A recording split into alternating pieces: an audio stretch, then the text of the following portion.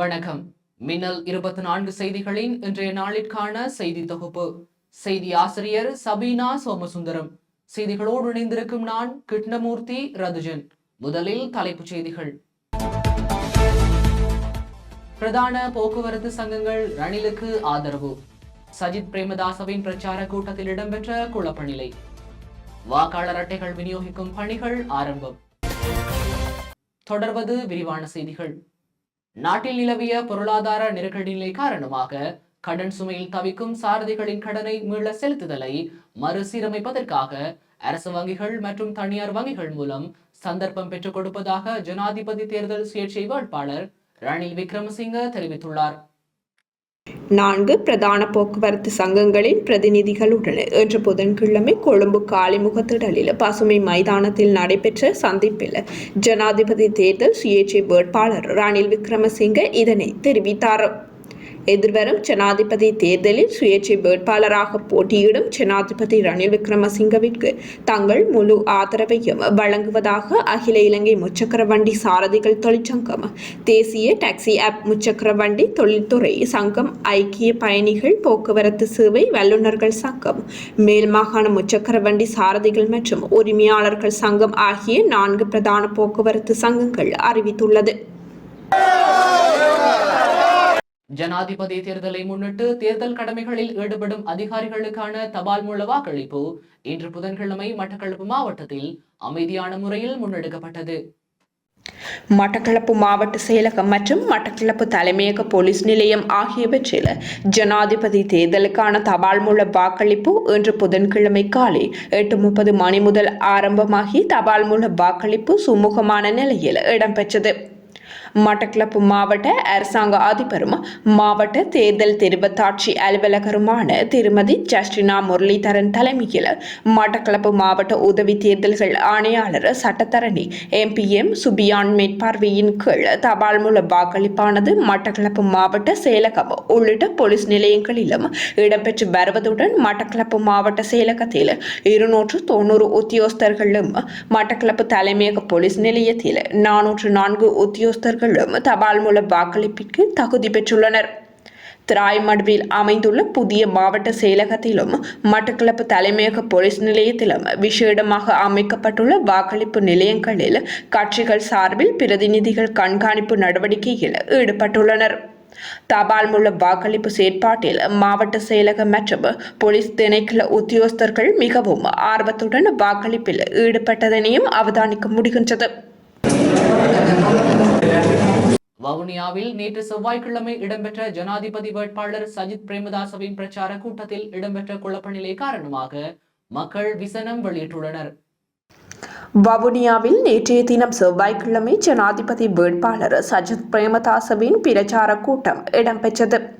இதன்போது அங்கு முன்னாள் அமைச்சர் ரிசாட் பதியுதீனுக்கு ஆதரவாக வந்திருந்த பொதுமக்கள் சிலருக்கு தண்ணீர் போத்தல்கள் வழங்கப்படவில்லை என்றும், அழைத்து வந்தவர்கள் தமக்கு அழைத்து வரும் போது தண்ணீர் போத்தல்கள் தராமல் விடுத்து இங்கு வந்து இனம் சார்ந்து செயற்படுகிறார்கள் என குற்றச்சாட்டை வைத்திருந்தனர்.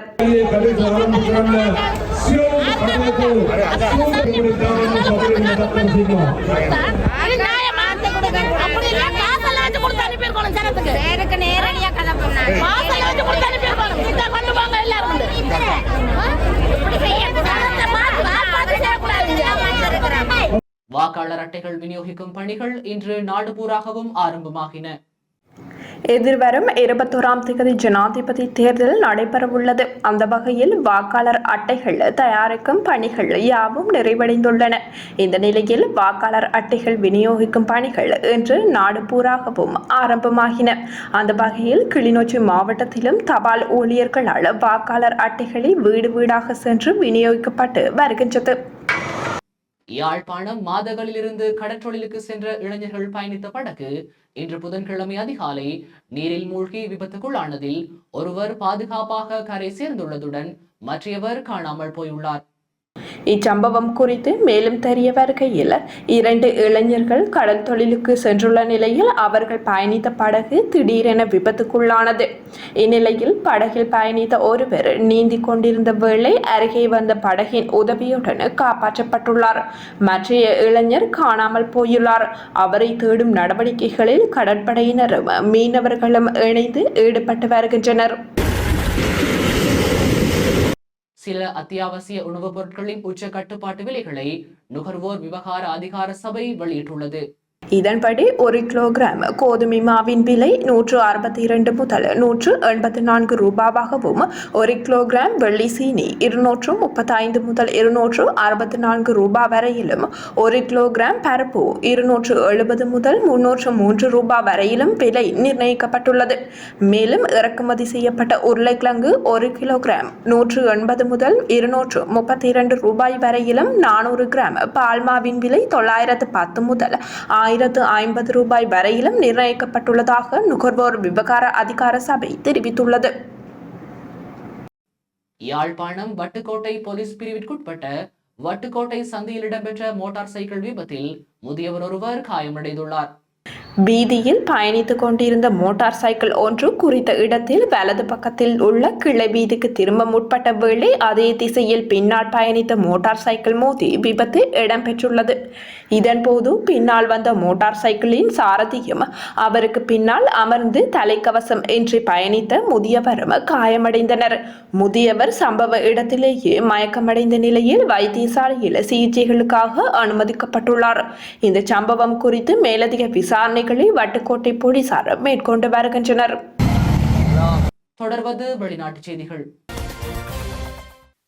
இந்தியா ஹரியானா மாநிலத்தில் அரசு அலுவலகங்களில் குப்பைகளை அகற்றும் தூய்மை பணியாளர் வேலைக்கு 1.2 லட்சம் பேர் விண்ணப்பித்துள்ளதாக இந்திய ஊடகங்கள் செய்தி வெளியிட்டுள்ளன.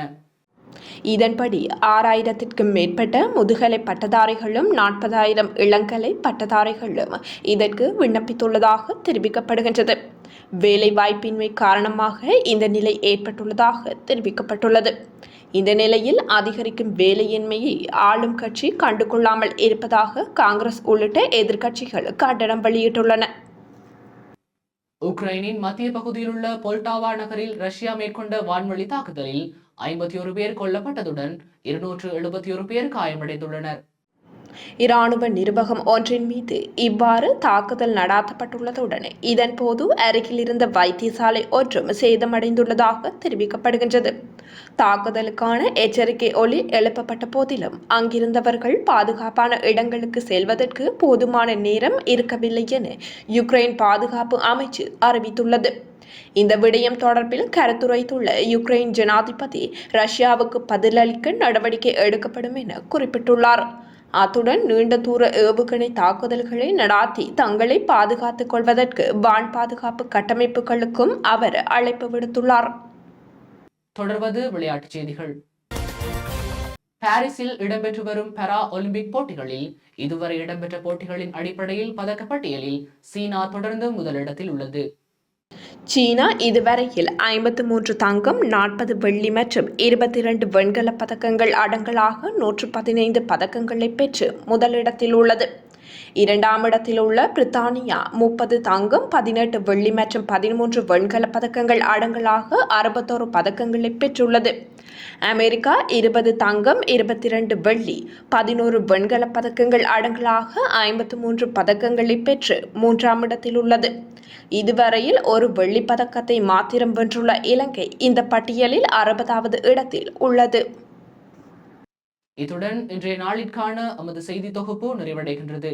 தொடர்ந்து வார நாட்களில் மாலை 6 மணிக்கு நமது செய்திகளை எதிர்பாருங்கள். மேலதிக செய்திகளை பார்வையிட www.minnal24.com என்ற நமது இணையதளத்திற்குள் பிரவேசியுங்கள். நன்றி.